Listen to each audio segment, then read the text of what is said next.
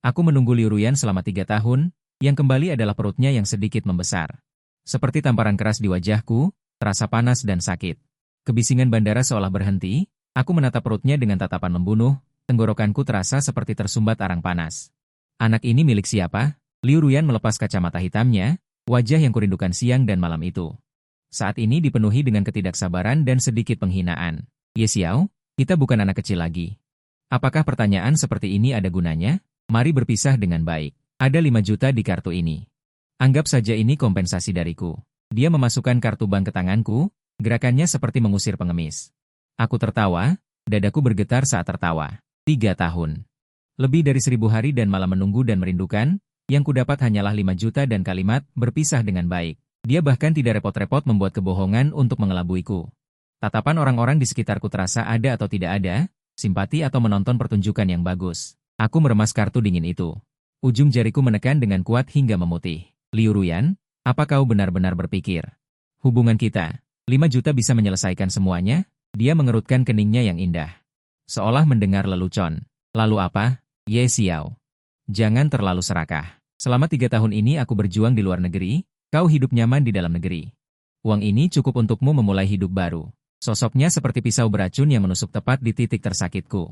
Demi dia, aku melepaskan kesempatan rekomendasi pasca sarjana, melepaskan kesempatan kerja yang lebih baik. Menjaga rumah kecil kami, menunggunya menyelesaikan studinya dan kembali. Tetapi dia malah berjuang menghasilkan seorang anak di luar negeri.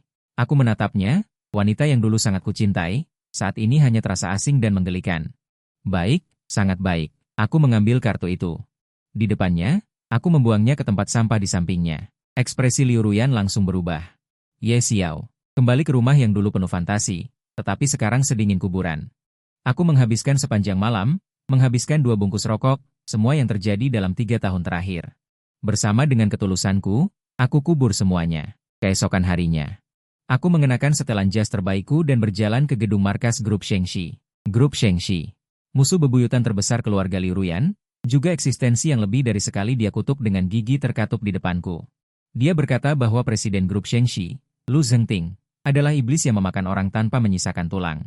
Adalah musuh bebuyutan keluarga Liu mereka, maka biarkan aku. Mengenakan setelan hitam yang pas, auranya sangat kuat hingga menyesakan. Dia bersandar di kursi kantor yang besar.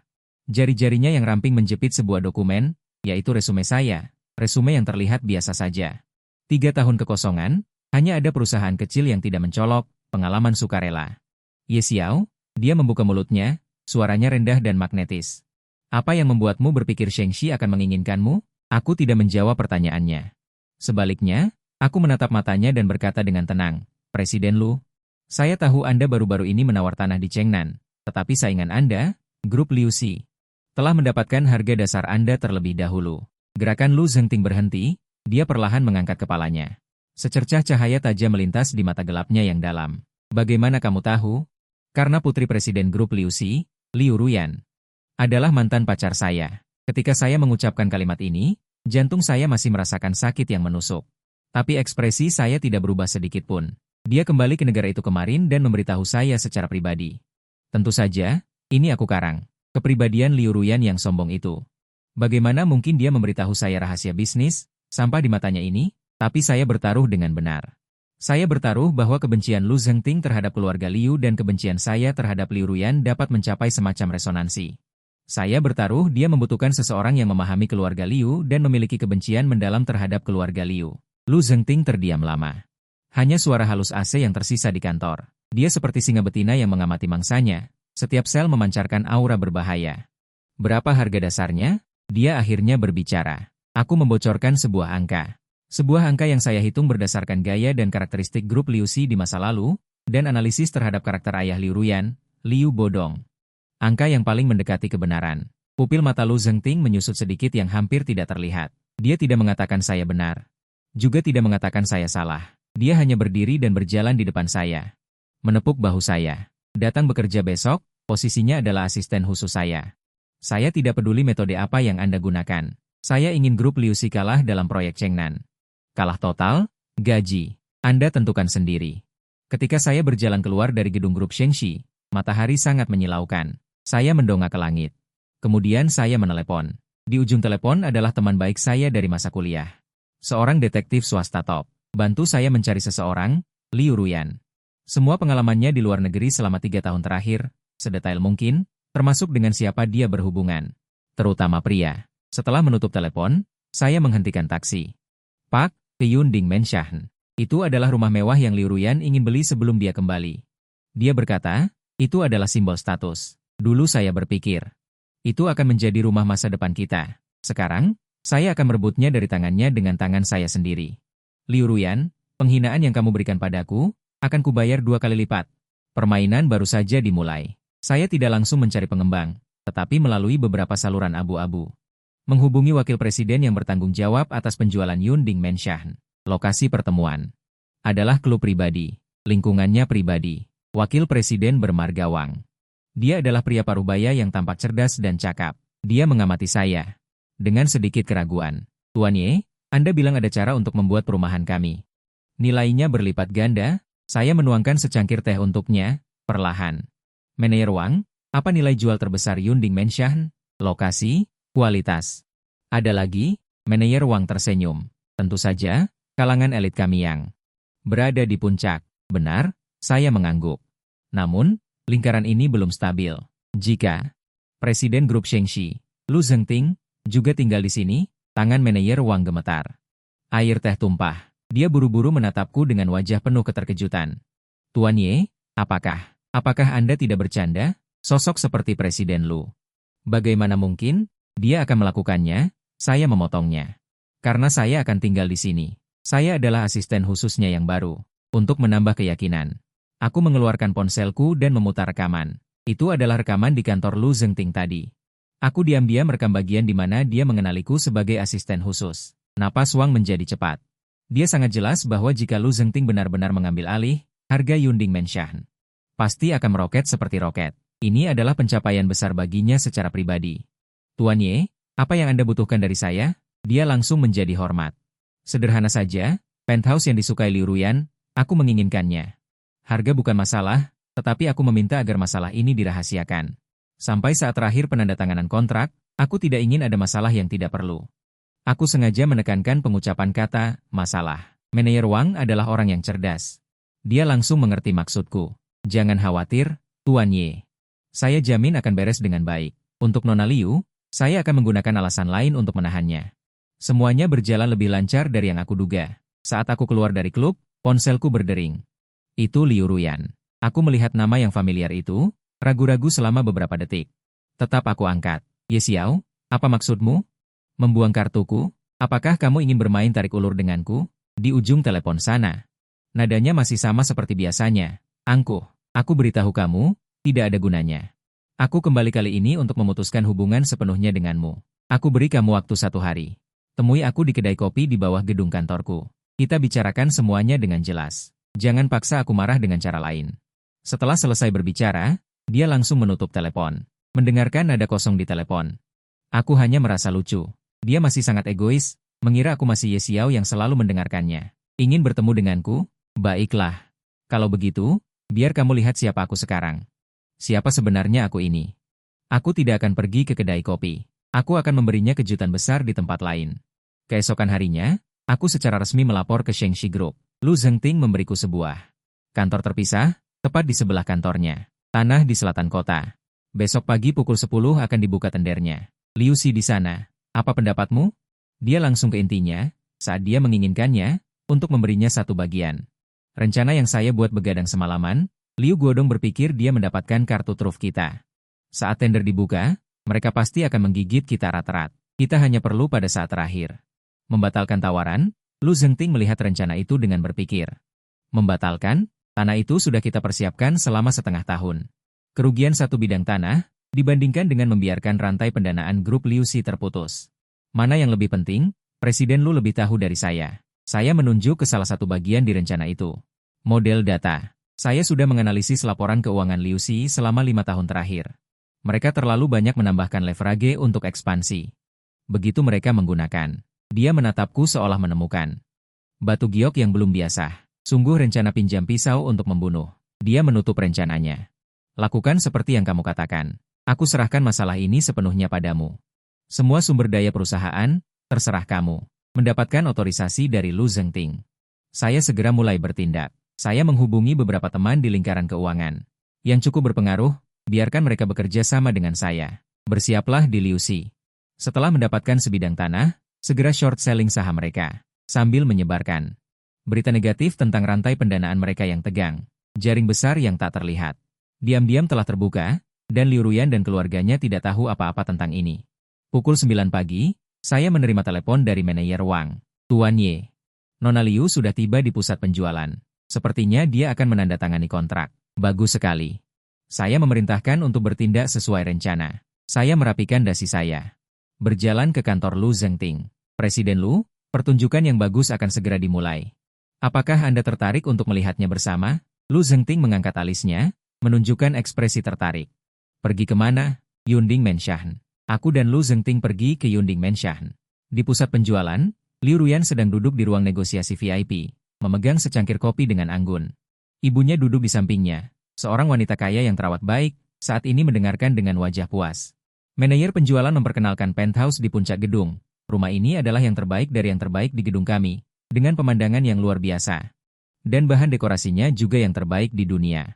Liu Ruyan jelas sangat puas, dia menyela perkataan manajer penjualan.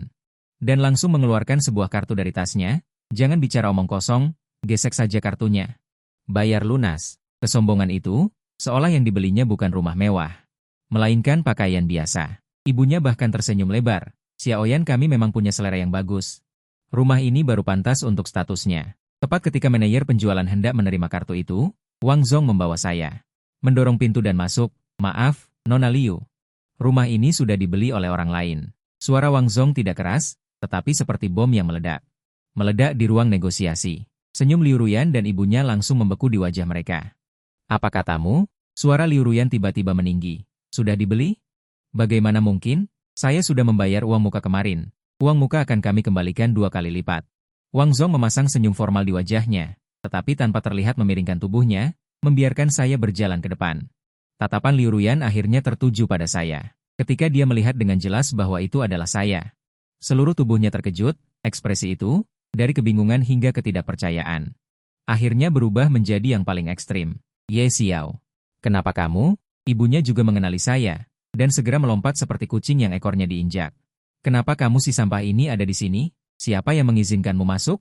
Satpam, usir si miskin ini. Teriakannya yang melengking membuat orang-orang di luar menoleh. Saya tidak menghiraukan teriakannya, hanya menatap Liu Ruyan dengan tenang. Nona Liu, lama tidak bertemu. Rumah ini sangat saya sukai, jadi saya membelinya. Nada bicara saya setenang. Membicarakan hal kecil yang tidak penting, tetapi di telinga Liu Ruyan, itu tidak berbeda dengan penghinaan yang paling kejam. Kamu membelinya? Dia seperti mendengar lelucon besar. Dengan apa kamu membelinya? Dari mana kamu mendapatkan uang itu? Ye Xiao, jangan gila di sini.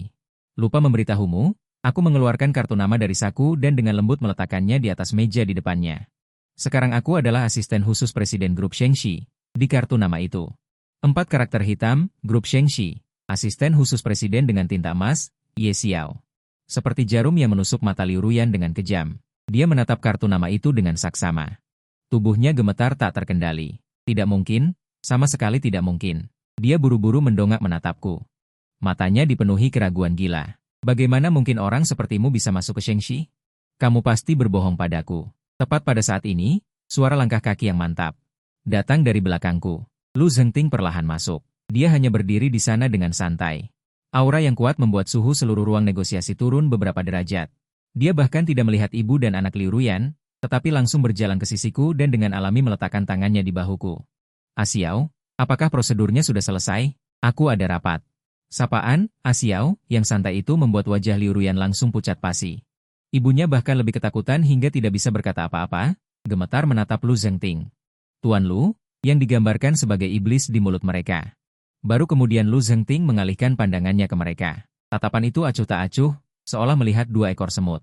Nyonya Liu, Nona Liu, lama tidak berjumpa. Kudengar kalian juga menyukai rumah ini. Sayang sekali, orangku. Selangkah lebih cepat dari kalian. Kata-katanya sama saja dengan menendang. Wajah Liu Ruyan yang pucat pasi. Tubuh Liu Ruyan panik. Hampir tidak bisa berdiri tegak. Dia menatapku, lalu menatap Lu Zengting. Matanya dipenuhi dengan penghinaan, keengganan, kemarahan. Dan sedikit rasa takut yang bahkan tidak dia sadari. Dia tidak mengerti. Mengapa hanya dalam satu hari, pria yang dia buang dengan santai dan bisa diselesaikan dengan 5 juta. Akan berubah menjadi, Nona Liu, bukankah kamu bilang? Kita berpisah dengan baik, aku hanya menggunakan caraku untuk berpisah denganmu dengan baik. Aku mendekat ke telinganya, dengan suara yang hanya bisa didengar oleh kita berdua. Berbisik pelan, jangan terburu-buru, ini baru permulaan.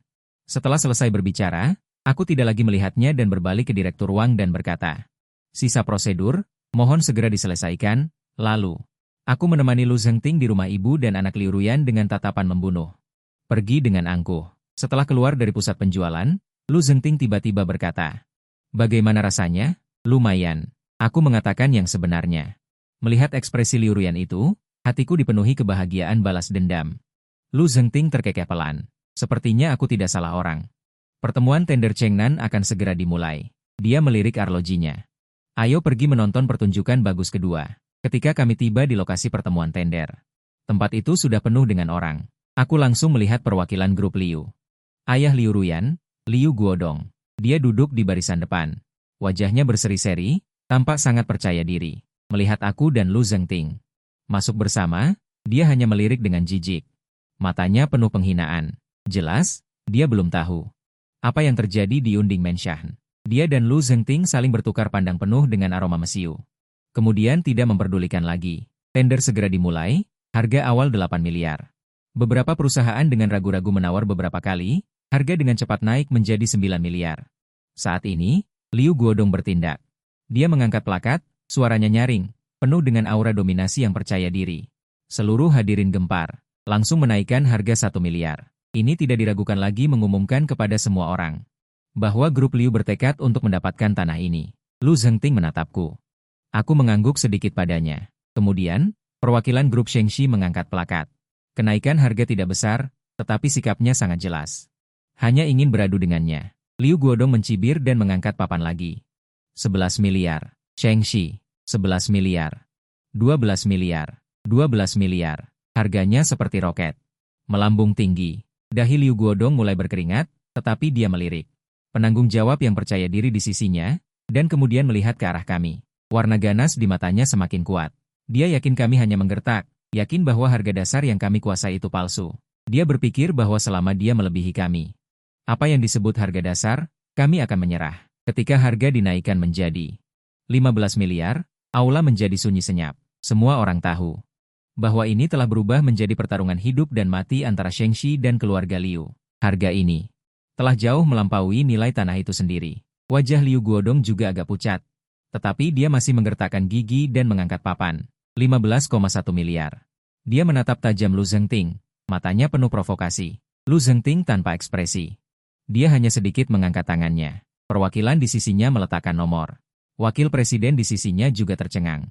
Mereka menang. Mereka menang begitu saja.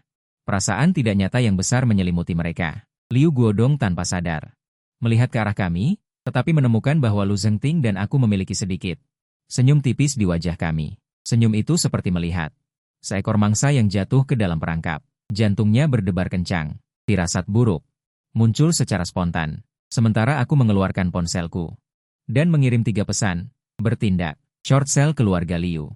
Sebarkan berita. Pertempuran likuidasi keuangan yang ditujukan untuk grup keluarga Liu secara resmi diluncurkan.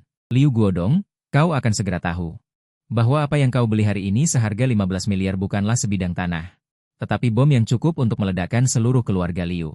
Sesaat setelah rapat tender berakhir, saham grup Liu seperti layang-layang putus dan mulai jatuh bebas. Hampir bersamaan, di berbagai media keuangan dan platform media sosial, muncul berita negatif tentang grup Liu yang datang tanpa henti. Terungkap, grup Liu menghabiskan 15 miliar untuk mendapatkan lahan di selatan kota. Rantai dana terancam putus, menurut sumber internal. Grup Liu menggunakan dana dari banyak proyek untuk penawaran, menunggak pembayaran ke banyak pemasok. Pakar menganalisis bahwa model ekspansi kelas atas Liu menyembunyikan bahaya besar. Proyek selatan kota takut menjadi jerami terakhir yang memicu keruntuhan. Kepanikan menyebar di antara investor seperti virus. Penjualan gila-gilaan, hanya dalam 1 jam singkat. Harga saham grup Liu langsung anjlok setengahnya, nilai pasar menguap hampir 10 miliar. Liu Guodong berjalan keluar dari tempat penawaran sambil masih tenggelam dalam kegembiraan kemenangan. Sampai dia menerima telepon dari kepala keuangan perusahaan, suara itu penuh isak tangis dan berkata, "Tidak baik. Saham kita anjlok." Ponsel Liu Guodong jatuh ke tanah dengan suara keras. Dia buru-buru mengambilnya dan membuka aplikasi saham. Ketika dia melihat garis hijau yang hampir vertikal ke bawah, pandangannya menjadi gelap.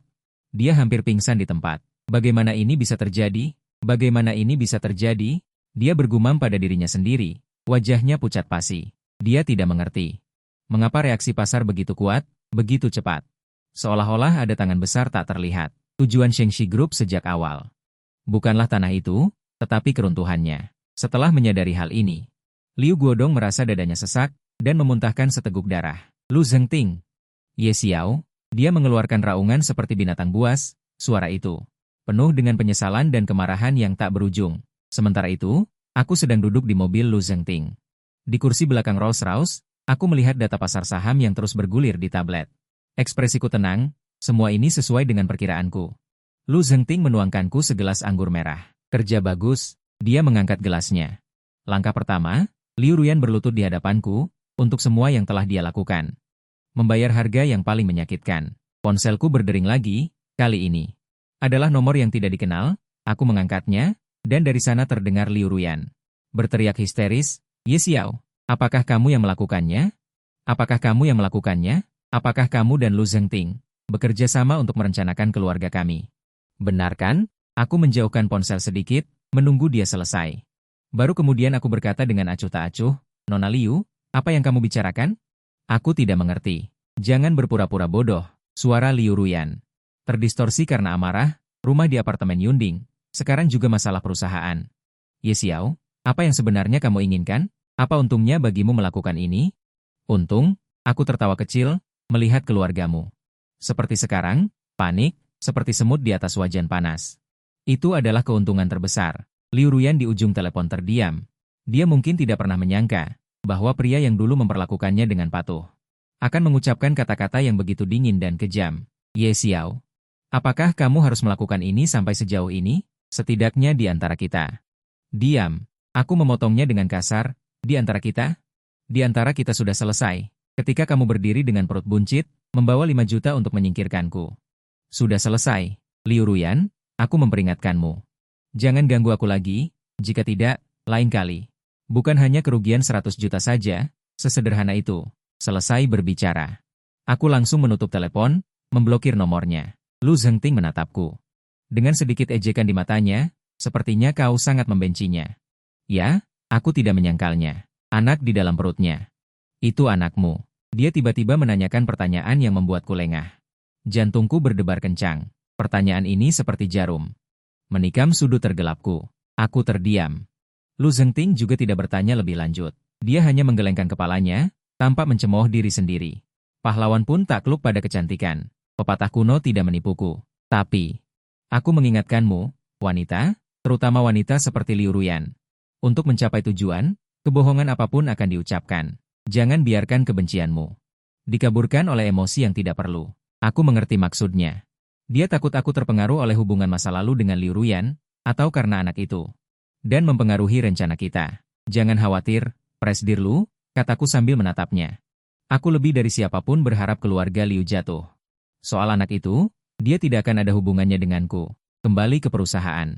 Aku langsung terlibat dalam rencana selanjutnya. Anjloknya harga saham grup Liu hanyalah langkah pertama. Selanjutnya, aku akan menguras arus kas mereka.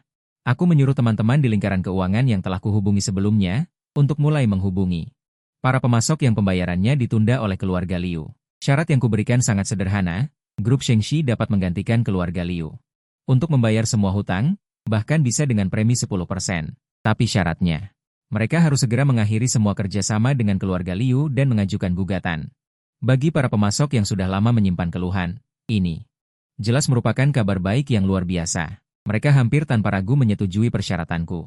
Untuk sementara waktu, kantor pusat grup Liu dikepung oleh para pemasok yang datang menagih hutang dan membatalkan kontrak. Surat panggilan dari pengadilan berdatangan seperti kepingan salju ke kantor Liu Guodong. Rekening perusahaan satu demi satu dibekukan. Grup Liu yang semula masih bisa beroperasi dengan susah payah langsung lumpuh. Liu Guodong sangat cemas dan menelepon kemana-mana untuk meminta bantuan dari ayah hingga neneknya. tetapi selalu menemui jalan buntu. Bisnis itu seperti medan perang. Ketika tembok runtuh, semua orang mendorongnya. Tidak ada yang mau memberi kapal rusak yang akan tenggelam ini. Bantuan apapun. Hanya dalam 3 hari, grup Liu yang dulu sangat bergengsi sudah goyah dan akan bangkrut. Dan aku menerima telepon dari teman detektif swasta itu. Xiao, terungkap bahwa kehidupan Liu Ruyan di luar negeri jauh lebih menarik daripada yang kau bayangkan. Suara temanku terdengar sedikit simpati. Dia sama sekali tidak pergi sekolah. Pada tahun pertama dia di luar negeri, dia berkencan dengan seorang pria kaya generasi kedua bernama Jason. Jason ini adalah putra seorang kepala geng lokal. Anak di perutnya adalah anak Jason itu. Tetapi, 3 bulan lalu, Jason dipatahkan kakinya dalam perkelahian geng dan sekarang masih terbaring di rumah sakit. Bisnis keluarga mereka juga terpukul keras dan tidak bisa mengurus dirinya sendiri. Jadi, Liu Ruyan diusir kembali. Teman saya mengirim beberapa foto. Di foto itu, Liu Ruyan dan seorang pria berambut pirang dan bermata biru bersikap intim dan tersenyum cerah, dengan latar belakang pesta mewah.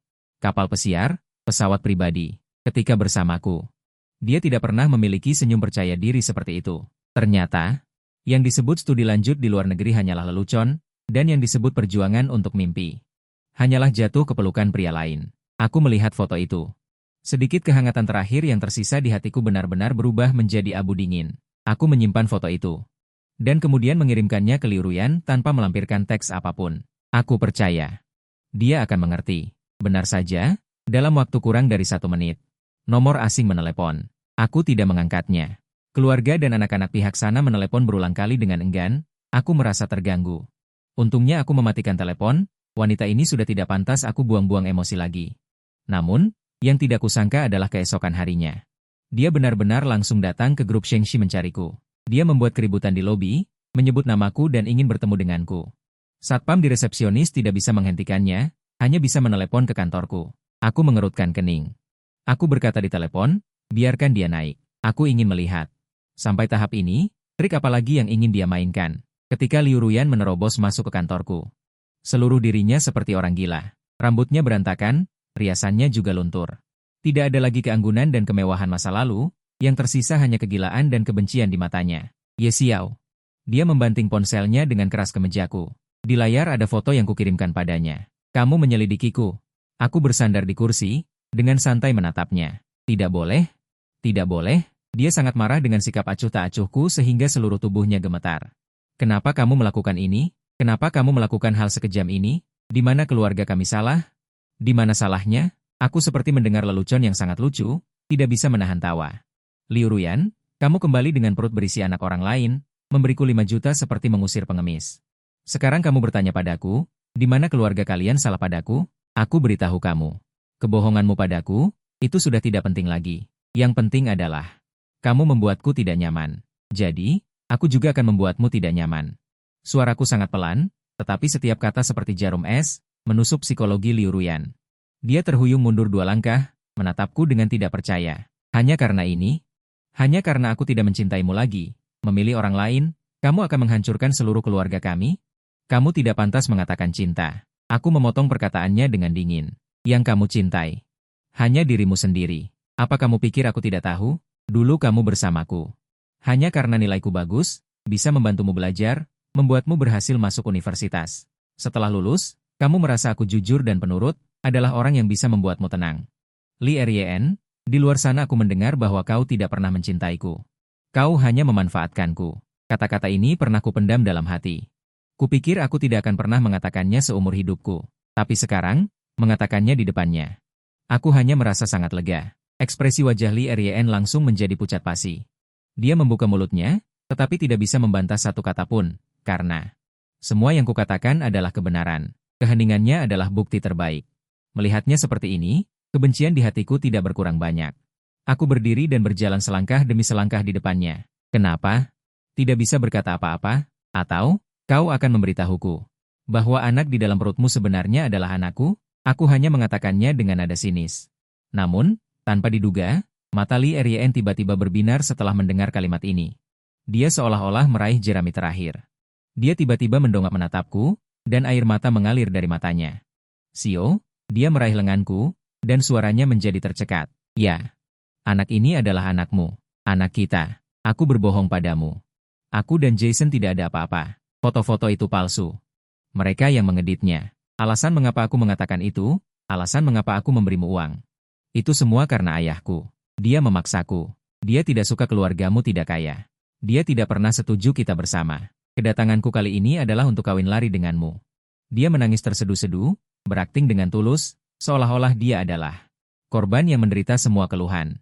Jika aku belum mendapatkan bukti yang meyakinkan. Jika aku belum melihat sifat aslinya, aku hampir saja benar-benar luluh. Aku menatapnya, menatap pembohong yang penuh dengan kebohongan ini. Hingga sekarang, kau masih ingin memanfaatkan sisa perasaanku. Aku hanya merasa jijik. Aku tiba-tiba melepaskan tangannya. Enyahlah, suaraku tidak keras. Namun penuh dengan kedinginan yang tak terbantahkan. Liu Ruyan terpana, dia tidak menyangka aku akan menjadi seperti ini. Xiao, kamu tidak percaya padaku? Dia menangis lebih keras, semua yang kukatakan itu benar. Anak ini benar-benar anakmu. Jika kamu tidak percaya, kita bisa melakukan tes DNA. Baik, aku mengangguk, kalau begitu, ayo lakukan. Sekarang, ayo pergi. Kesediaanku malah membuat Liu Ruyan sedikit bingung. Dia mungkin mengira aku akan menolak, akan ragu. Lalu dia bisa melanjutkan dramanya. Sekarang, ya. Sekarang, aku mengambil jaketku, aku ingin melihat. Bagaimana kamu bisa mengidentifikasi anak haram sebagai anakku? Kalimat ini, seperti seember air es, menyiram kepala Liu Ruyan. Semua dramanya, semua kebohongannya, pada saat ini, menjadi lelucon yang pucat dan tak berdaya. Wajahnya, berubah dari putih menjadi hijau, lalu dari hijau menjadi merah. Sangat menarik. Ye Xiao, kamu. Dia menunjukku. Terlalu marah untuk berbicara. Aku kenapa? Aku mendekatinya. Menatapnya dari atas, tidak ada yang bisa dikatakan, tidak bisa mengarang lagi. Liu Ruyan, simpan semua trik menyedihkanmu itu, aku jijik melihatnya. Kamu datang mencariku hari ini, bukankah karena keluarga Liu akan bangkrut, ayahmu menyuruhmu untuk memohon padaku? Kembalilah dan beritahu Liu Guodong, jangan buang-buang usahamu. Begitu permainan dimulai, tidak ada alasan untuk berhenti di tengah jalan, entah dia yang mati, atau aku yang binasa. Kata-kataku benar-benar menghancurkan garis pertahanan psikologis terakhir Liu Ruyan. Dia merosot ke tanah, matanya kosong, dan bergumam. Selesai, semuanya sudah berakhir. Aku tidak memperhatikannya lagi, berbalik dan bersiap untuk memanggil keamanan. Untuk menyeretnya keluar. Tepat pada saat ini, pintu kantorku tiba-tiba didorong terbuka dari luar, Lu Zhengting masuk. Dia melirik Liu Ruyan yang tergeletak di tanah, dan kemudian menatapku, alisnya sedikit berkerut. Ada apa ini? Bahkan sebelum aku berbicara, Liu Ruyan seperti melihat penyelamat. Dia merangkak dan tersungkur di kaki Lu Zhengting. Dia memeluk kepala Lu Zhengting. Sambil menangis memohon, Tuan Lu, aku mohon padamu.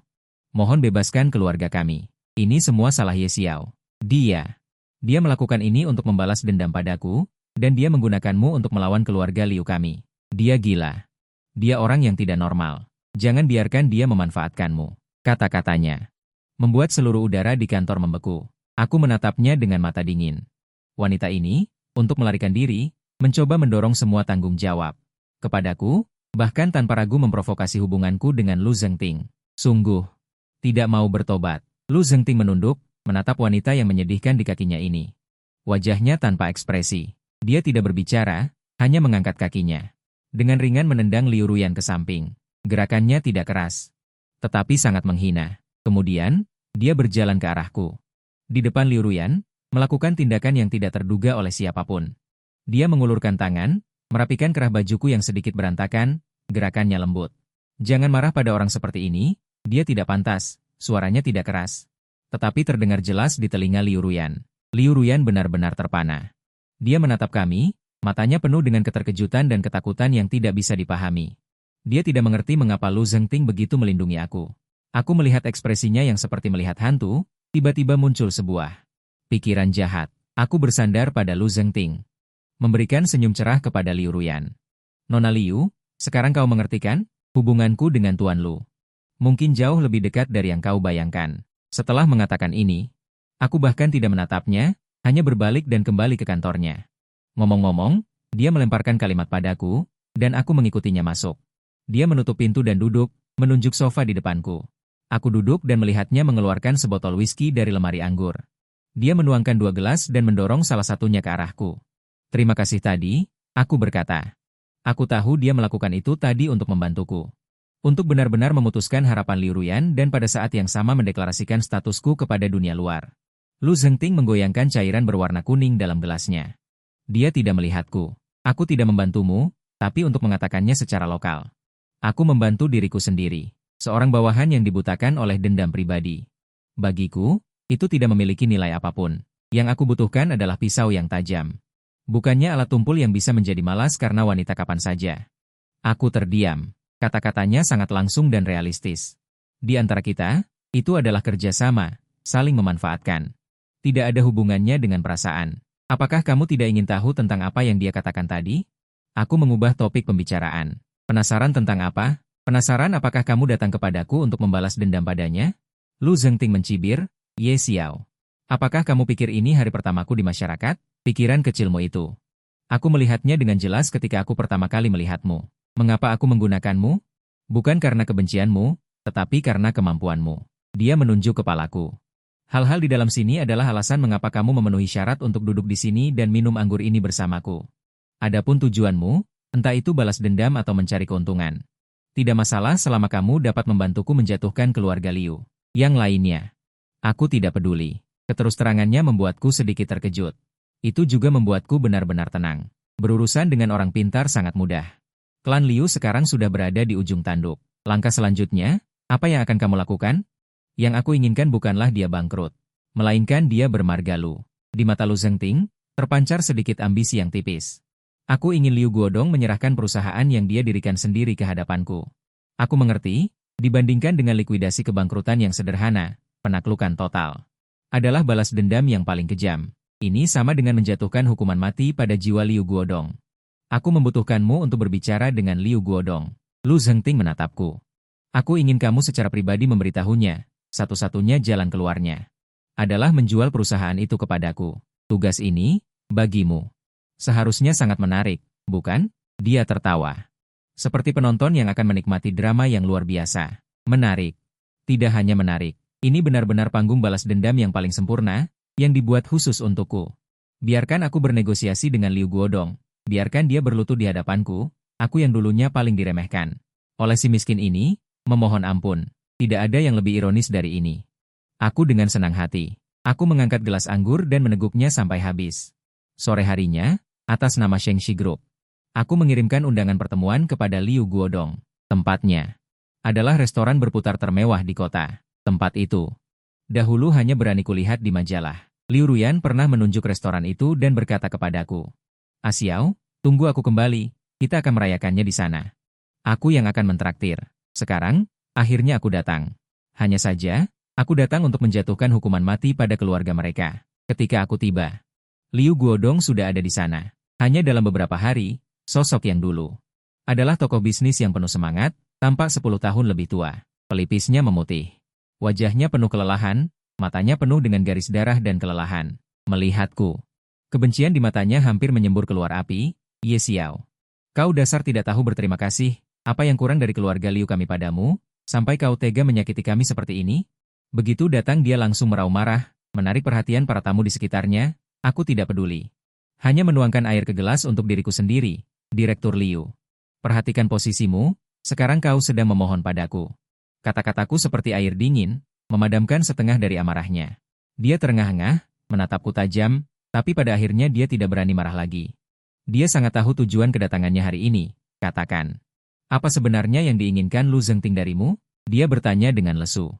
Suaranya serak, sangat sederhana. Aku mendorong sebuah dokumen ke hadapannya. "Perjanjian pengalihan saham," Presiden Lu berkata. Dia bersedia memberikan dana untuk menyelesaikan semua masalah utang Liu saat ini, agar keluarga Liu kalian tidak sampai jatuh ke jalanan. Tapi syaratnya adalah, kau harus mengalihkan 51% saham grup Liu yang kau miliki secara gratis kepadanya. Pupil mata Liu Guodong mengerut tajam. Dia mengambil perjanjian itu. Tangannya gemetar seperti daun gugur di musim gugur. "Pengalihan tanpa imbalan? Ini perampokan." Dia meraung lagi. "Kau juga bisa memilih untuk tidak menerimanya." Aku bersandar, berkata perlahan. "Maka Liu hanya bisa dilikuidasi karena bangkrut. Saat itu, jangankan perusahaan. Rumah yang kalian tinggali sekarang, mobil yang kalian kendarai, mungkin harus disita untuk membayar utang. Putrimu, istrimu, harus pindah dari distrik orang kaya ke perkampungan kumuh. Oh ya, lupa memberitahumu, gangster yang dikejar putrimu di luar negeri. Sepertinya masih belum menyerah padanya. Jika keluarga Liu tidak ada lagi sebagai payung pelindung, menurutmu apa yang akan mereka lakukan? Setiap kata yang kuucapkan seperti palu godam, menghantam hati Liu Guodong dengan keras. Wajahnya berubah dari marah menjadi berjuang, dan akhirnya menjadi abu-abu mati. Dia tahu semua yang kukatakan adalah kebenaran, dia tidak punya pilihan lagi. Lu Zengting memasang jebakan yang tidak mungkin dia tolak. Kenapa? Kenapa harus memilihmu untuk datang? Dia tampak seperti balon yang kempes, bersandar di kursi, bergumam pada dirinya sendiri. Karena Lu Zhou merasa, dengan saya yang mengantarmu ke perjalanan terakhir, itu akan membuatmu terkesan. Aku tersenyum dan berkata, Liu Dong, pertimbangkanlah dengan hati-hati. Aku punya banyak waktu. Aku melihat pemandangan malam yang indah di luar jendela, hatiku terasa nyaman yang belum pernah terjadi sebelumnya. Liu Guodong terdiam lama, begitu lama hingga aku mengira dia akan membanting meja dan pergi. Tetapi pada akhirnya, dia hanya mengambil pena dan menandatangani namanya di perjanjian itu. Saat itu, dia tampak seperti kehilangan semua semangat hidupnya. Sebuah era telah berakhir. Aku menyimpan perjanjian itu, berdiri, dan bersiap untuk pergi. Ye Xiao, Liu Guodong tiba-tiba memanggilku, aku menoleh. Apakah anak dalam perut putriku benar-benar anakmu? Dia menatapku. Dengan tatapan yang rumit, aku tertegun sejenak, aku tidak menyangka. Sampai titik ini, dia masih peduli tentang masalah ini. Atau bisa dibilang, dia sedang mencari harapan terakhir bagi Liu Ruyan untuk membalikan keadaan. Aku menatap wajahnya yang menua itu, tiba-tiba aku merasa agak konyol. Bagaimana menurutmu? Aku tidak menjawab secara langsung, tetapi meninggalkan pertanyaan retoris yang ambigu. Kemudian berbalik dan pergi. Aku ingin membuat mereka selamanya hidup dalam tebakan dan penyesalan. Ini adalah hukuman yang paling kejam bagi mereka. Namun, tepat ketika aku keluar dari restoran dan mengira semuanya akan selesai, ponselku menerima pesan dari teman. Detektif swasta, informasi terenkripsi.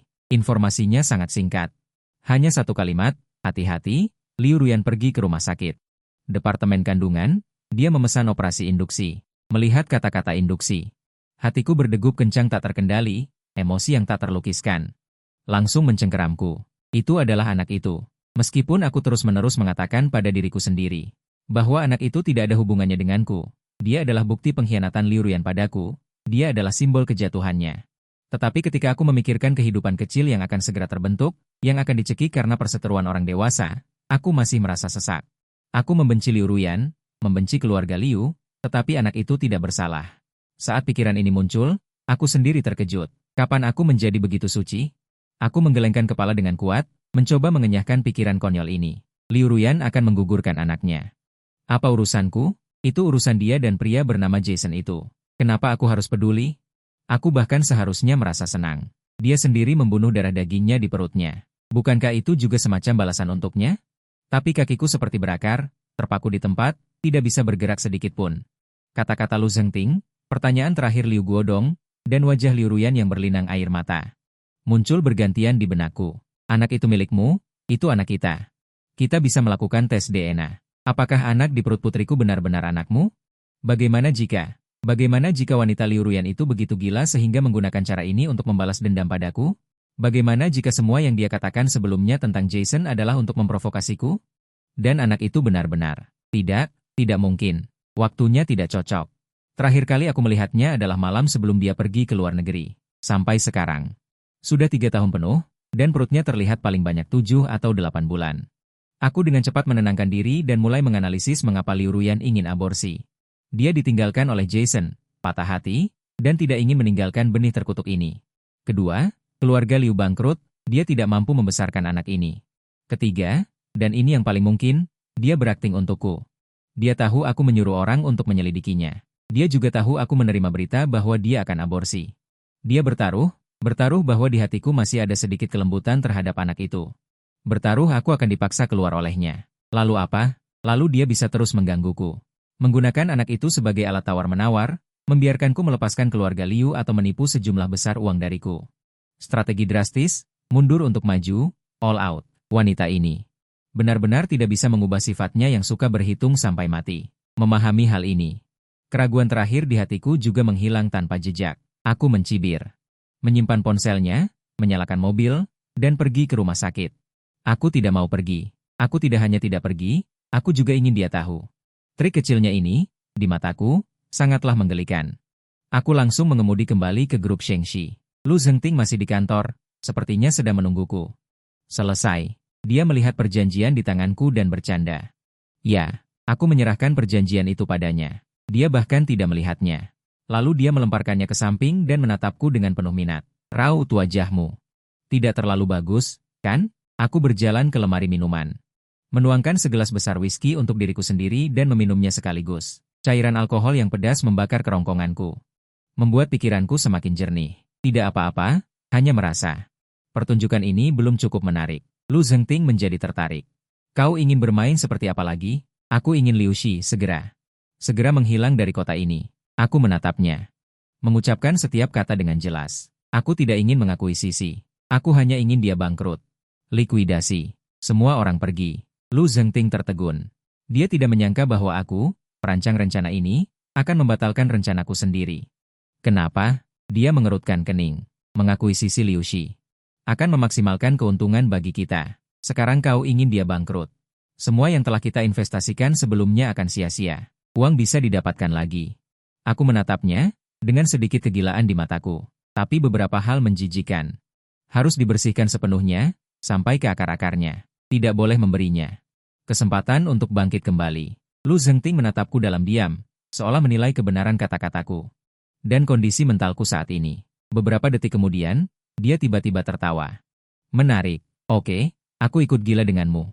Dia mengangkat telepon dan menghubungi Departemen Hukum Perusahaan tentang kasus akuisisi Liu Shi. Hentikan. Segera mulai proses likuidasi kebangkrutan. Aku ingin dia besok pagi. Menerima surat pemberitahuan kebangkrutan dari pengadilan. Tutup teleponnya. Dia menatapku. Sekarang, apakah kamu puas? Terima kasih, Presdir Lu. Tidak perlu berterima kasih padaku. Dia melambaikan tangannya.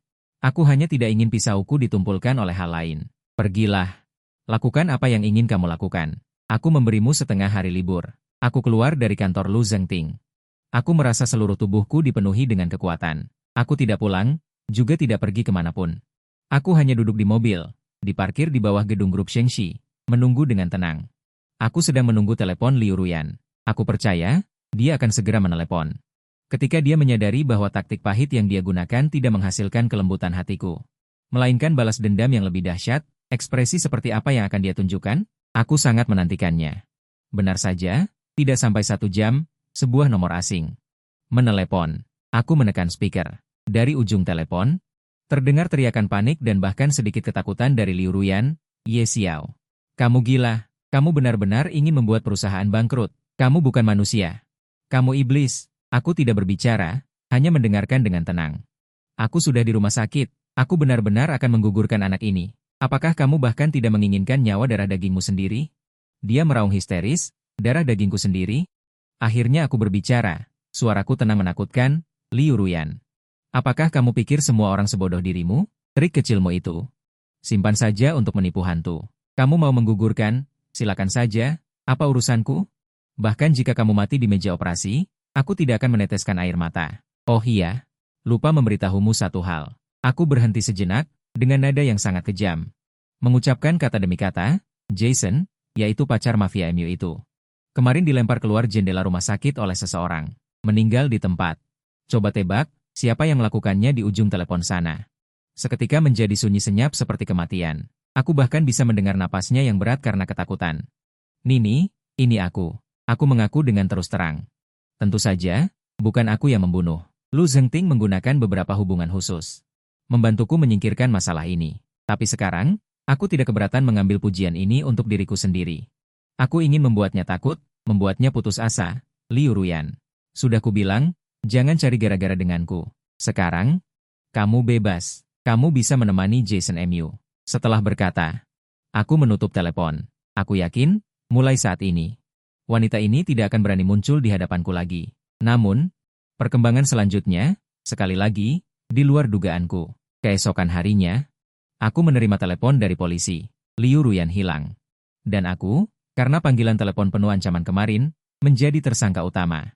Aku duduk di ruang interogasi, lampu pijar di atas kepala bersinar kekuningan, polisi di seberangku. Yang satu tua, yang satu muda, sedang menanyakan pertanyaan-pertanyaan formalitas. Tuan Ye, kami konfirmasi sekali lagi, kemarin sore jam 5 sampai jam 10 malam. Anda berada di mana? Shengxi Group, kantor saya. Ada yang bisa membuktikan? Lu Zhengting, bos saya. Polisi muda mencatat di buku catatannya, yang lebih tua menatapku dengan tajam. Kami menemukan. Kemarin sore pukul 6.3, Anda dan orang hilang, Liu Ruyan, melakukan panggilan telepon. Isi percakapan sudah kami ketahui. Anda mengakui. Anda membunuh kekasihnya dan mengeluarkan ancaman pembunuhan terhadap dirinya sendiri. Aku mengakui aku mengatakan kata-kata itu. Aku menjawab dengan tenang. Tapi itu hanya ucapan kemarahan. Tidak menjadi bukti. Ucapan kemarahan, polisi yang lebih tua mencibir. Tuan Ye, tahukah Anda, hanya dengan beberapa kata ini saja, kita bisa menahanmu selama 48 jam. Tentu saja aku tahu. Aku bersandar di kursi. Menatapnya tanpa rasa takut. Tapi aku juga tahu, kalian tidak punya bukti apapun untuk membuktikan bahwa aku ada hubungannya dengan hilangnya Liu Ruyan. Justru sebaliknya, aku punya alasan untuk mencurigai bahwa ini adalah sandiwara yang diatur oleh Liu Ruyan sendiri. Polisi yang lebih tua menjadi tertarik. Ceritakan padaku. Sangat sederhana, dia membenciku. Ingin membalas dendam padaku, tetapi tidak ada cara lain, jadi dia menggunakan cara menghilang. Untuk menjebakku, ingin menghancurkan reputasiku, bahkan membuatku dipenjara. Bukankah wajar jika seorang wanita yang sudah putus asa melakukan tindakan gila seperti itu? Analisisku masuk akal. Kedua polisi saling bertatapan dan sedikit goyah. Saat itu, pintu ruang interogasi didorong terbuka. Lu Zhengting masuk dengan tim pengacaranya. Dia hanya melirik kedua polisi itu dengan acuh tak acuh. Aura yang kuat membuat suasana di dalam ruangan berubah. Klien saya berhak untuk diam. Pengacara papan atas terkemuka. Langsung menyerahkan sebuah dokumen. Tanpa bukti yang kuat, Anda tidak berhak untuk terus menahannya. Selain itu, tentang kasus yang Anda sebutkan itu, yang terjadi di luar negeri, kami telah menghubungi polisi setempat dan mengkonfirmasi bahwa itu adalah pembunuhan antar geng yang tidak ada hubungannya dengan klien saya. Adapun ancaman dalam percakapan itu, saya yakin setiap pria yang dikhianati mungkin mengatakan hal serupa ketika emosinya sedang memuncak. Secara hukum, ini tidak merupakan ancaman substantif apapun. Kata-kata pengacara itu jelas dan tidak memberikan celah, langsung menutup semua kemungkinan pertanyaan dari polisi.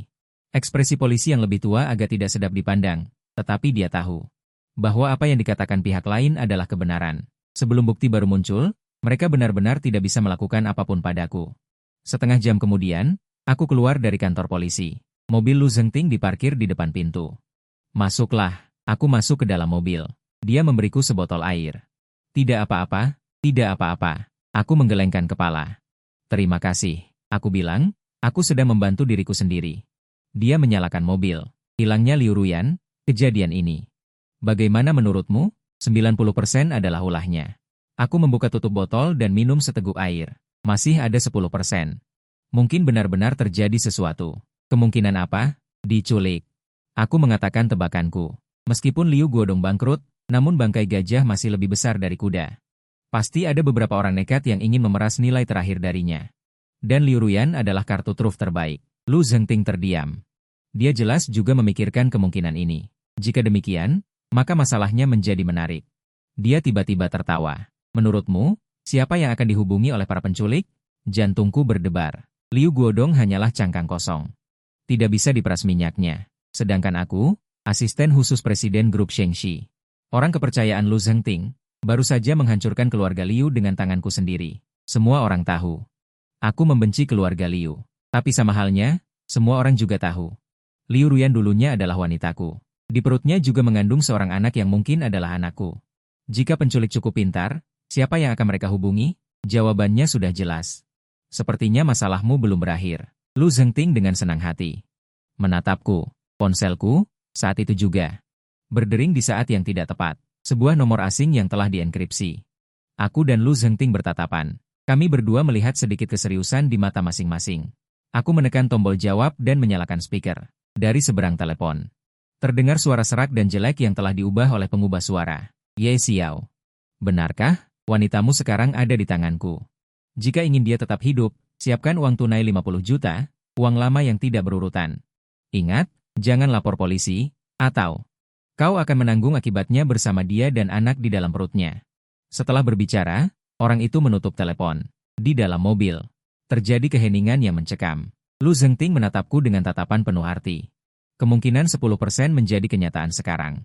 Apa yang akan kau lakukan? Benar-benar berencana menyelamatkannya dengan 50 juta? Aku tidak menjawab. Aku hanya menggenggam erat ponselku. Menyelamatkannya? Kenapa aku harus menyelamatkannya? Wanita ini memberiku penghinaan dan penderitaan yang tak terhingga. Aku ingin dia segera mati. Tapi, anak itu. Bayangan kehidupan kecil yang tak berdosa itu kembali muncul di benakku. Jika aku membiarkannya mati, apa bedanya aku dengan membunuhnya dengan tanganku sendiri? Seluruh hidupku akan hidup dalam penyesalan. Melihatku bergumul seperti ini. Dia tiba-tiba tertawa. Ye Xiao, kau masih terlalu muda. Apa kau pikir kau bisa menyelamatkannya jika kau pergi? Kemungkinan penculik membunuh korban setelah mendapatkan uang tebusan adalah 99%. Kau hanya akan mati sia-sia dan memberikan uang tambahan. Kata-katanya seperti seember air dingin yang langsung menyadarkanku. Benar, kenapa aku melupakan hal mendasar ini? Kita tidak bisa mempercayai penculik yang tidak punya hati nurani. Lalu, apa yang harus aku lakukan? Aku menatapnya. Untuk pertama kalinya, aku merasa tidak berdaya. Lu Zhengting tidak menjawabku. Dia malah bertanya balik, menurutmu, orang seperti apa? Yang berani menculik putri keluarga Liu hanya demi 50 juta? Aku tertegun sejenak. Mulai berpikir cepat. Orang yang berani melakukan hal seperti ini, entah orang gila yang sudah sangat miskin. Atau orang yang tahu tentang keluarga Liu, atau tentang aku. Mereka tahu situasi keluarga Liu, tahu hubunganku dengan Liu Ruyan.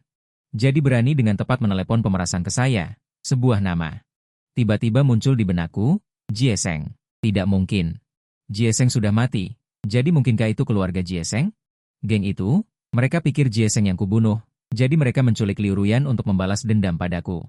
Sangat masuk akal. Aku memberitahu Lu Zhengting tentang tebakanku, dia mendengarkan. Mengangguk, mungkin saja. Jika benar mereka. Maka masalahnya tidak bisa diselesaikan hanya dengan 50 juta. Yang mereka inginkan adalah nyawamu. Hatiku tenggelam. Lalu sekarang aku. Harus bagaimana ketika Lu Zhengting mengucapkan sebuah kata. Tang, ya, Tang. Dia menyalakan mobil, memutar balik. Penculik lebih cemas darimu. Hal yang mereka inginkan, atau nyawamu, sebelum kamu muncul.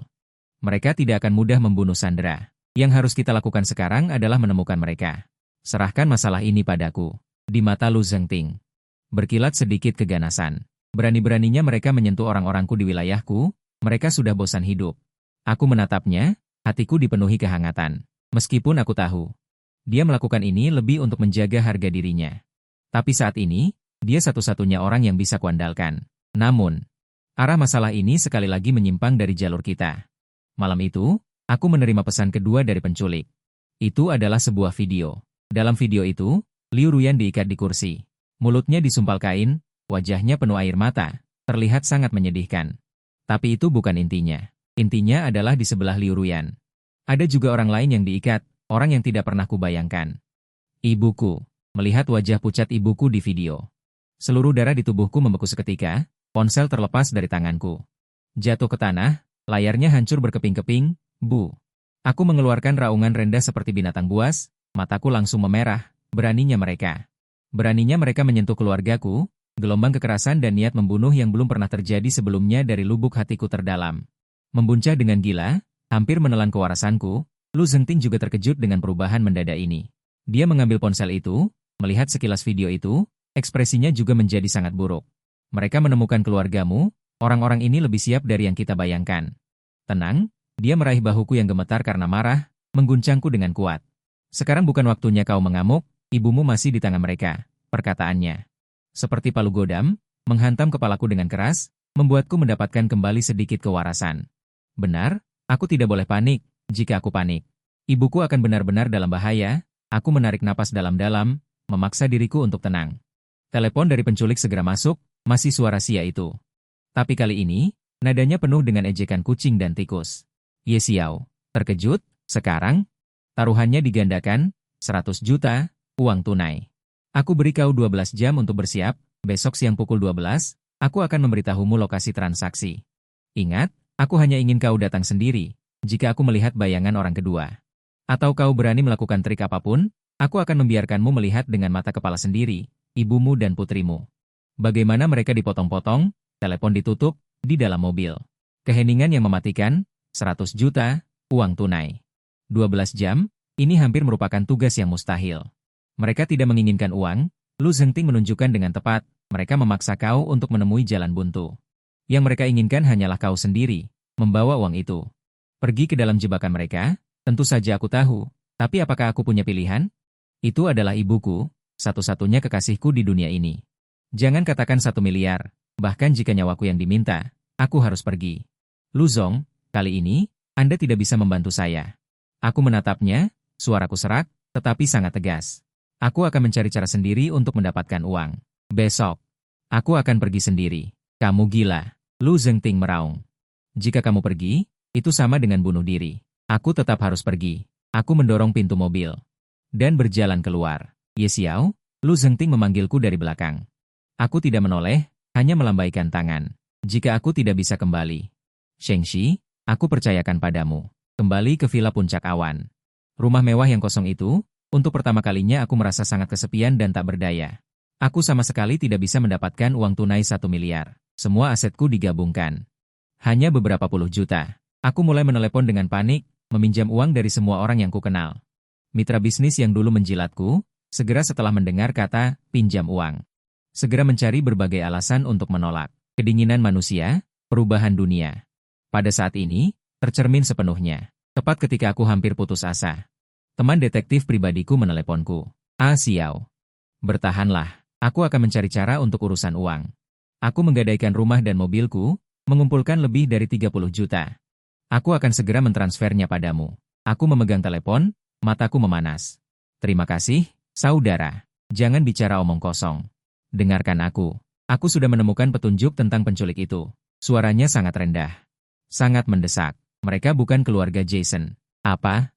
Aku tertegun. Keluarga Jason. Dalam perkelahian penculikan. Orang ini sangat misterius, latar belakangnya sangat dalam. Saya hanya menemukan dia mengajar, dan yang paling penting adalah laporan keuangan grup Liu ada masalah. Masalah apa? Saya terkejut. Liu Guodong, sebelum perusahaan bangkrut, melalui rekening rahasia di luar negeri, mentransfer sejumlah besar dana, jumlahnya setidaknya lebih dari 500 juta. Dengan kata lain, Liu Guodong sama sekali tidak benar-benar bangkrut, dia hanya berakting. Kata-kata teman seperti kilat yang membelah kabut di otak saya. Sebuah tebakan gila, hampir mustahil, terbentuk di hati saya. Kebangkrutan Liu palsu, penculikan palsu, hilangnya Liu Ruyan palsu. Semuanya adalah jebakan yang dibuat bersama oleh Liu Guodong dan Liu Ruyan, ibu dan anak. Ditujukan untuk saya, jebakan sempurna. Mereka pertama-tama menggunakan kebangkrutan untuk melumpuhkan saya. Membuat saya berpikir bahwa mereka sudah putus asa. Lalu Liu Ruyan menggunakan kehamilan dan kehilangan untuk menarik perhatian saya, membuat saya terjerat dalam masalah yang diselidiki oleh polisi. Akhirnya, mereka menculik ibu saya, menggunakan satu-satunya kelemahan saya untuk memaksa saya menyerah. Tujuan mereka bukan uang, tetapi nyawa saya. Mereka ingin menggunakan cara ini untuk membalas dendam karena saya menghancurkan segalanya. Sungguh kejam. Sungguh rencana yang jahat. Saya hanya merasakan hawa dingin menjalar dari telapak kaki hingga ubun-ubun. Saya selalu berpikir bahwa saya adalah pemburu yang mengendalikan situasi, tetapi pada akhirnya, sayalah yang selangkah demi selangkah masuk ke dalam perangkap. Xiao. Xiao, apakah kamu mendengarkan? Di ujung telepon sana, terdengar teriakan cemas teman. Saya mendengarkan. Saya sadar kembali. Suara bergetar karena amarah yang ekstrim. Di mana Liu Guodong sekarang? Dia tadi malam sudah naik pesawat pribadi dan meninggalkan negara itu. Tujuan? Tidak jelas. Benar saja, rubah tua itu sudah kabur. Sekarang yang tersisa untuk menghadapi saya hanya Liu Ruyan dan kaki tangannya yang misterius. Saya mengerti. Saya menutup telepon, sedikit keraguan terakhir di mata saya juga berubah menjadi niat membunuh yang dingin. Karena kalian ingin bermain, maka aku akan menemani kalian sampai akhir. Aku menelepon Lu Zengting. Tuan Lu, aku membutuhkan bantuanmu. Aku ingin tahu lokasi semua pabrik terbengkalai dan gudang dermaga di seluruh kota. Segera, sekarang juga. Efisiensi Lu Zengting sangat tinggi. Tidak sampai setengah jam, peta kota yang detail telah dikirim ke ponselku. Di atasnya ditandai selusin titik merah, semuanya adalah bangunan terbengkalai yang memenuhi syarat untuk penculikan dan persembunyian. Jangkauannya terlalu besar. Waktu tersisa kurang dari 10 jam. Aku tidak mungkin memeriksa satu persatu. Harus menemukan petunjuk yang lebih akurat. Aku memaksa diriku untuk tenang dan menyusun kembali detail seluruh kejadian. Mengapa penculik memilih uang tunai? Karena uang tunai sulit dilacak. Mengapa memilih uang kertas bekas yang tidak berurutan? Untuk meningkatkan kesulitanku mengumpulkan uang, menghabiskan waktu dan energiku. Mengapa memilih transaksi jam 12 siang? Karena saat itu, matahari paling terik, orang paling mudah lelah dan lengah. Semua detail mengarah pada satu tujuan, menunda waktu, menciptakan kekacauan. Membuatku kehilangan kendali, lalu sendirian masuk ke dalam jebakan yang mereka pasang. Dan jebakan itu pasti tempat yang paling mereka kenal, paling mudah dikendalikan, dan juga paling sulit ditemukan. Kenal, sebuah pikiran melintas di benakku seperti kilat. Grup Liu Xi. Apa yang dilakukan grup Liu Xi sebelum menjadi makmur? Melakukan logistik dan pergudangan. Di distrik dermaga sebelah timur kota, Liu Xi pernah memiliki gudang besar. Kemudian, karena perencanaan kota, daerah itu ditinggalkan, dan gudang itu pun menganggur. Liu Guodong dan Liu Ruyan pasti sangat memahami tempat itu. Di sanalah markas mereka. Aku segera menemukan lokasi itu di peta. Timur kota, dermaga nomor 3, gudang nomor 7.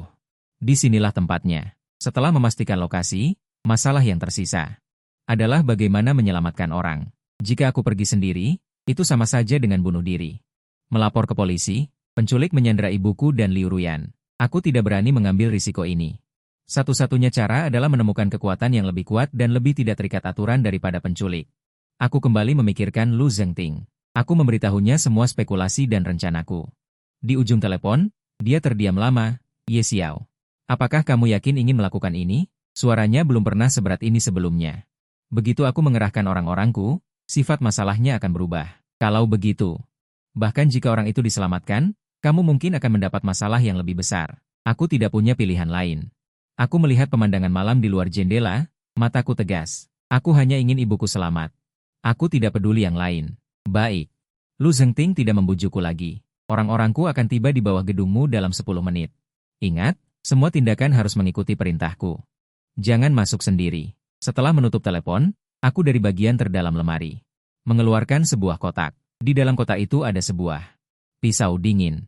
Sesuatu yang dulu aku bersumpah tidak akan pernah disentuh lagi seumur hidupku. Itu adalah pisau militer yang aku gunakan ketika menjadi tentara bayaran di luar negeri. Lu Zhengting. Maaf, kali ini aku tidak bisa mendengarkanmu.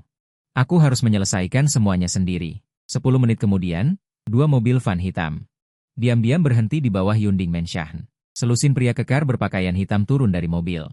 Semua orang tanpa ekspresi, memancarkan aura pembunuh. Pemimpinnya adalah seorang pria dengan bekas luka di wajahnya. Dia berjalan di depanku dan sedikit membungkuk. Tuan Ye. Tuan Lu menyuruh kami untuk mengikuti perintahmu.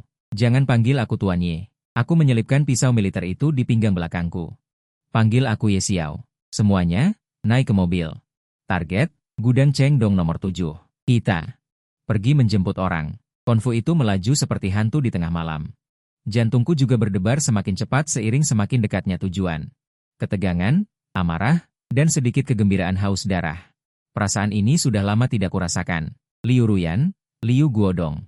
Kalian seharusnya tidak melakukan ini, seharusnya tidak menyentuh keluargaku. Kalian membangkitkan seekor binatang buas yang bahkan aku sendiri takutkan. Sebentar lagi kita akan tiba di tujuan. Itu adalah sebuah gudang tua yang penuh kerusakan. Dalam gelapnya malam, seperti seekor binatang buas yang merayap. Memancarkan aura tidak menyenangkan. Di dalam gudang ada cahaya redup. Dao Balian mengeluarkan teropong penglihatan malam. Mengamati sebentar. Di dalamnya ada 4 orang, 2 di depan pintu. 2 di dalam. Sandra seharusnya ada di dalam. Ikuti rencana. Aku merendahkan suara. Kalian bertanggung jawab menyelesaikan bagian luar, membuat kekacauan. Aku masuk menyelamatkan orang. Tuan Ye, ini terlalu berbahaya. Presiden Lu sudah memerintahkan. Jalankan perintah, aku memotong perkataannya. Mataku dingin. Dao Balian terkejut dengan auraku, tidak berani berkata lebih banyak. Mengangguk, semua orang bersiap untuk bertindak. Dengan perintahku, beberapa pria berpakaian hitam seperti macan kumbang diam-diam mendekati kedua sisi gudang. Sementara aku, dari pintu depan, berjalan masuk dengan angkuh. Aku perlu menarik perhatian mereka, menciptakan kesempatan bagi orang-orangku. Aku datang, suaraku di gudang yang kosong terdengar sangat jelas. 2 penculik di gudang jelas tidak menyangka aku akan muncul begitu cepat dan sendirian. Mereka tertegun sejenak. Kemudian mengangkat senjata mereka, mengarahkanku. Berhenti. Di mana uangnya? Salah seorang pria bertopeng berteriak. Uang. Aku tidak membawanya. Aku merentangkan tanganku, selangkah demi selangkah berjalan ke arah mereka. Aku membawa sesuatu yang lain untuk kutukarkan dengan kalian. Apa? Nyawa kalian. Saat kata-kata itu keluar, aku bergerak. Tubuhku seperti busur panah yang ditarik penuh, langsung melesat keluar. Kedua penculik itu belum sempat bereaksi. Aku sudah berada di depan mereka. Bilah pisau dingin melintas membentuk 2 garis indah di bawah cahaya. Menyelesaikan mereka, aku tidak ragu sedikit pun. Langsung menuju kedalaman gudang, di sana aku melihat ibuku terikat di tiang. Dan Liu Ruyan, Dan di samping mereka berdiri seorang pria. Dia tidak memakai topeng, tubuhnya tinggi besar, rambutnya keriting. Dengan senyum sakit-sakitan di wajahnya, dia memegang sepucuk pistol di tangannya. Moncong pistol mengarah tepat ke kepala ibuku, itu dia. Pria di foto itu, Jason, dia belum mati. Aku terkejut, sangat terkejut, bukan? Jason melihatku dan tersenyum lebih lebar. Kau pikir, bosmu itu benar-benar bisa membunuhku? Aku hanya berpura-pura mati untuk melarikan diri. Kemudian datang ke Cina untuk mencarimu, mencari Ruyanku. Dia mengulurkan tangan dan membelai pipi Liu Ruyan dengan lembut. Namun matanya penuh dengan keinginan memiliki. Liu Ruyan gemetar, menatapku dengan tatapan penuh ketakutan dan permohonan, Ye Xiao, selamatkan aku. Diam. Jason menampar wajahnya, lalu menodongkan pistol ke arahku. Ye Xiao, permainan berakhir sekarang. Berlututlah, lalu masukkan pistol ini ke dalam mulutmu. Dia melemparkan sepucuk pistol yang jatuh di dekat kakiku. Aku menatapnya, dan menatap ibuku di belakangnya yang gemetar ketakutan. Perlahan aku membungkuk, tepat ketika aku akan mengambil pistol itu, dari luar gudang tiba-tiba terdengar beberapa suara tembakan keras. Ekspresi Jason berubah. Ada apa? Sekaranglah saatnya. Aku tiba-tiba mengangkat kepala, pergelangan tanganku bergetar, sebilah pisau terbang meluncur seperti kilat dari lengan bajuku. Sasarannya bukan Jason, melainkan tumpukan barang-barang yang tergantung di belakangnya. Rantai besi berkarat. Saat pisau terbang itu memotong rantai dengan akurat. Gemuruh, tumpukan besar perkakas besi dan peti kayu yang berat, seperti hujan badai, menghantam Jason. Ekspresi Jason berubah drastis. Secara naluriah dia berguling menyelamatkan diri, menghindari serangan mematikan ini. Sementara aku mengambil kesempatan ini. Seperti anak panah lepas dari busurnya, bergegas menuju ibuku. Aku memotong tali, melindunginya di belakangku. Bu, jangan takut. Aku datang. Di sisi lain, Jason juga merangkak keluar dari tumpukan puing. Meskipun berantakan, dia tidak terluka parah. Dia menatapku. Kegilaan di matanya berubah menjadi amarah yang membabi buta. Kamu mencari mati. Dia mengangkat pistolnya, hendak menembakku. Tapi saat itu, sebuah kejadian tak terduga terjadi. Liu Ruyan yang selama ini terikat di tiang, gemetar ketakutan. Tiba-tiba meledak. Dia menggunakan seluruh kekuatannya untuk memeluk Jason dari belakang dengan erat. Ye Xiao, cepat pergi. Jangan pedulikan aku. Dia berteriak histeris kepadaku. Jason dipeluk olehnya. Tidak bisa berbalik. Dia dengan marah menghantamkan gagang pistol ke belakang. Enyahlah, jalang ini, lepaskan aku. Pak! Suara tembakan. Seluruh dunia seolah terdiam. Aku melihat tubuh Liu Ruyan bergetar hebat. Dia perlahan menundukkan kepalanya, melihat perutnya yang terus membesar karena darah. Matanya dipenuhi dengan ketidakpercayaan. Lalu, dia mengangkat kepalanya, menatapku. Di sudut bibirnya, ternyata ada sedikit senyum kelegaan. Dia membuka mulutnya. Sepertinya ingin mengatakan sesuatu. Tapi pada akhirnya, hanya menjadi dua kata. Cepat lari. Setelah mengatakan itu, tubuhnya meluncur jatuh dengan lemas. Sementara Jason, ragu-ragu, akhirnya melepaskan diri dari ikatannya. Dia melihat Liu Ruyan terbaring di genangan darah, lalu melihat ke arahku. Wajahnya menunjukkan senyum mengerikan dan gila. Sekarang, tidak ada yang bisa mengganggu kita. Dia mengangkat pistol dan mengarahkannya padaku lagi. Sementara aku hanya diam menatapnya, karena di belakangnya, pria bercakar dan lebih dari selusin pria berpakaian hitam di bawahnya telah mengepungnya seperti hantu. Lebih dari selusin moncong senjata hitam pekat mengarah padanya dari semua arah. Senyum Jason membeku di wajahnya. Kegilaan dan kekejaman di wajah Jason hancur berkeping-keping, berubah menjadi ketakutan dan ketidakpercayaan yang ekstrim. Dia menoleh dengan kaku. Melihat orang-orang berpakaian hitam yang muncul dari neraka, melihat lebih dari selusin senjata yang mengarah ke setiap bagian vital tubuhnya. Tenggorokannya mengeluarkan suara berdebuk, tetapi dia tidak bisa mengucapkan sepatah kata pun. Keputusasaan menenggelamkannya seperti air pasang. Aku mengabaikannya dan dengan cepat berjalan ke sisi Liu Ruyan. Berjongkok, darah masih terus mengalir keluar dari perutnya, mewarnai gaun putihnya dan mewarnai tanah yang dingin. Warna kulitnya sepucat kertas, napasnya sudah sangat lemah. Mengapa? Aku menatapnya, suaraku serak. Aku tidak mengerti. Mengapa di saat terakhir, dia memilih untuk menyelamatkanku? Kamu yang egois, penuh kebohongan, yang mempermainkanku. Mengapa kamu menggunakan hidupmu untuk menukar hidupku? Bibir Liu Ruyan bergerak. Dia ingin mengangkat tangannya, seolah ingin menyentuh wajahku, tetapi dia bahkan tidak memiliki kekuatan itu. Di matanya mengalir dua baris air mata jernih. Maafkan aku. Suaranya sangat pelan, terputus-putus. Anak itu adalah anakmu. Malam itu aku minum obat, aku berbohong padamu. Aku hanya terlalu takut. Takut kamu tidak menginginkanku. Otakku berdengung. Kosong. Anak ini milikku, malam sebelum dia pergi ke luar negeri. Kegilaan terakhir kita. Dia jelas mengatakan padaku dia sudah minum obat. Ternyata, aku dibohongi selama 3 tahun ini. Dia membawa anakku dan bersama pria lain di luar negeri? Tidak. Tidak mungkin. Jika anak ini milikku, waktunya tidak mungkin cocok. Kau masih berbohong. Aku mencengkeram bahunya, hampir meraung. Kau pergi ke luar negeri selama 3 tahun. 3 tahun? Bagaimana mungkin anak ini milikku? Pertanyaanku sepertinya menghabiskan sisa tenaganya. Dia menatapku. Cahaya di matanya perlahan menghilang. Dia tersenyum. Senyum itu penuh kesedihan dan ejekan diri yang tak terbatas. Aku tidak pergi. Aku membohongimu. Aku selalu di dalam negeri. Aku takut kau merindukanku, jadi aku tidak pergi. Aku ingin menunggu sampai aku sukses. Baru memberitahumu. Tapi aku terlalu bodoh, aku tidak bisa melakukan apapun dengan benar. Jason. Dia disewa oleh Liu Guodong untuk berakting. Semuanya adalah jebakan. Jebakan yang ingin mengikatmu sepenuhnya padaku. Kata-kata yang terputus-putus itu seperti pisau tajam, menghancurkan hatiku yang sudah lama dibalut kebencian.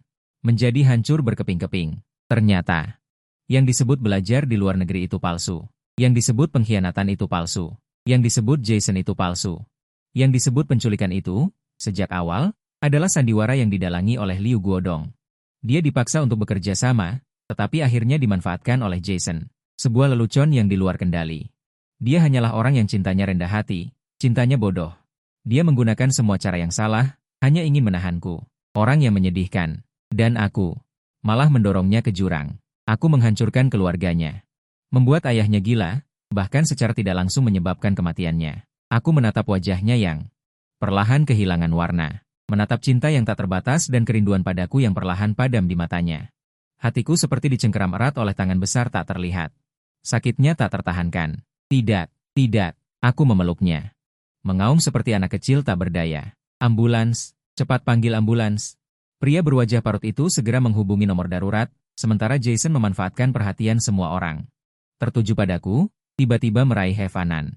Dia tiba-tiba berbalik. Dengan pistol, dia menyandera seorang pria berpakaian hitam terdekat sebagai sandera. Jangan bergerak, kalau tidak, aku akan membunuhnya, dia meraung.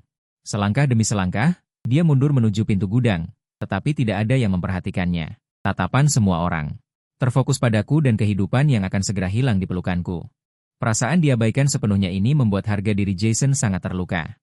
Ekspresi balas dendam gila muncul di wajahnya. Ye Xiao, bukankah kamu sangat peduli padanya? Maka kamu harus turun menemaninya. Dia tiba-tiba mengarahkan pistolnya ke arahku. Bang! Suara tembakan lain terdengar. Aku tanpa sadar menutup mataku. Namun, rasa sakit yang diharapkan tidak datang. Aku membuka mataku. Melihat Jason menundukkan kepalanya dengan tidak percaya, menatap lubang berdarah di dadanya. Di belakangnya, Lu Zengting perlahan menurunkan pistol yang masih berasap di tangannya. Dia tidak tahu kapan. Dia sudah tiba di sini. Orangku, beraninya kau menyentuhnya? Suaranya sedingin es tanpa sedikit pun emosi. Tubuh Jason bergoyang, lalu jatuh dengan keras. Mata terbuka lebar. Mati dengan mata terbuka. Gudang kembali sunyi senyap, hanya menyisakan napas Liu Ruyan yang semakin lemah di pelukanku. Suara sirena ambulans semakin dekat. Tapi aku tahu, semuanya sudah terlambat. Tangan Liu Ruyan terlepas dari lenganku. Dia menatapku, menggunakan sisa kekuatannya. Mengucapkan kalimat terakhir. Aku menang. Aku membalas dendam pada semua orang yang menyakitiku. Tapi mengapa hatiku terasa kosong seperti lubang hitam tanpa dasar? Sepertinya aku memenangkan segalanya, tapi sepertinya kehilangan segalanya.